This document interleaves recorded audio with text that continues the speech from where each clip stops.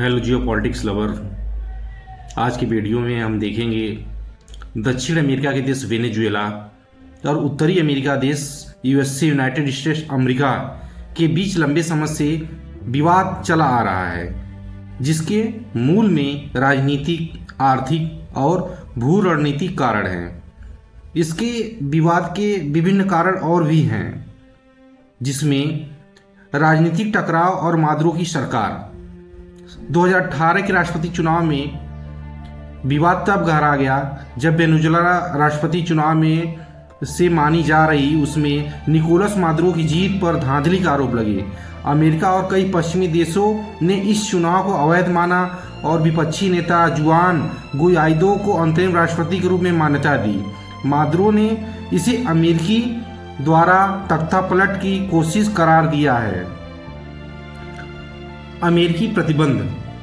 United states America ने Maduro सरकार पर मानवाधिकार उल्लंघन, भ्रष्टाचार और ड्रग्स तस्करी के आरोप लगाते हुए कड़े आर्थिक प्रतिबंध लगाए। इन प्रतिबंधों ने वेनेजुएला की अर्थव्यवस्था, विशेष रूप से तेल उद्योग को गंभीर रूप से प्रभावित किया। तेल की राजनीति क्या है? वेनेजुएला में तेल भंडार। वेनेजुएला के पास दुनिया का सबसे बड़ा तेल भंडार है, जो इस विवाद के प्रमुख कारण में से एक है। अमेरिका पर तेल पर नियंत्रण की कोशिश का आरोप लगता है, जबकि चीन और रूस जैसे देश वेनेजुएला के तेल क्षेत्र में बड़े निवेशक हैं। चीन ने 2007 से अब तक $50 अरब का निवेश किया है। भारत का कनेक्शन पहले भारत वेनेजुएला से तेल आयात का 10% से अधिक प्राप्त करता था, लेकिन अमेरिकी प्रतिबंध के कारण यह घटकर 1% रह गया। वर्तमान का सैन्य तनाव। अमेरिकी सैन्य तैनाती। हाल ही में अमेरिका ने कैरिबियन क्षेत्र में युद्धपोत, एक परमाणु पनडुब्बी और हजारों नौसैनिक तैनात किए, जिसे ड्रग्स तस्करी रोकने का कदम बताया गया। मादुरो ने इसे संयुक्त राष्ट्र चार्टर के खिलाफ संप्रभुता घेराबंदी करार दिया। वेनेजुएला की प्रतिक्रिया।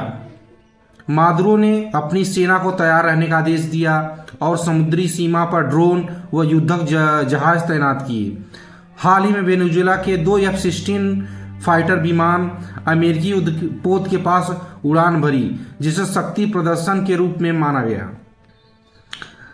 राष्ट्रपति मादुरो के विमान की जब्ती। सितंबर 2024 में अमेरिका ने मादुरो का निजी jet Dassault falcon 900EX Dominican Republic से जब्त किया, दावा करते हुए कि इसे अवैध रूप से खरीदा गया था।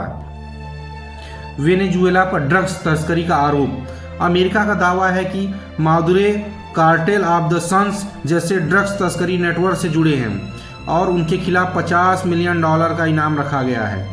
वेनेजुएला इन आरोपों को खारिज करता है, इसे अमेरिकी साजिश बताता है। हाल ही में अमेरिका सेना ने एक नाव पर कार्रवाई की, जिसमें 11 संदिग्ध मारे गए, जिन्हें ड्रग तस्कर बताया गया। आर्थिक संकट और जनता में असंतोष। मादुरो के शासनकाल में वेनेजुएला गंभीर आर्थिक संकट से गुजर रहा है। मुद्रास्फीति 83,000% तक पहुंच चुकी है और लाखों लोग देश छोड़कर पलायन कर चुके हैं। विपक्षी प्रदर्शन और हिंसा भी बढ़ रही है। अंतर्राष्ट्रीय समर्थन और विभाजन। मादुरो सरकार के समर्थक रूस, चीन, तुर्की, क्यूबा और मैक्सिको जैसे देश मादुरो को समर्थन करते हैं।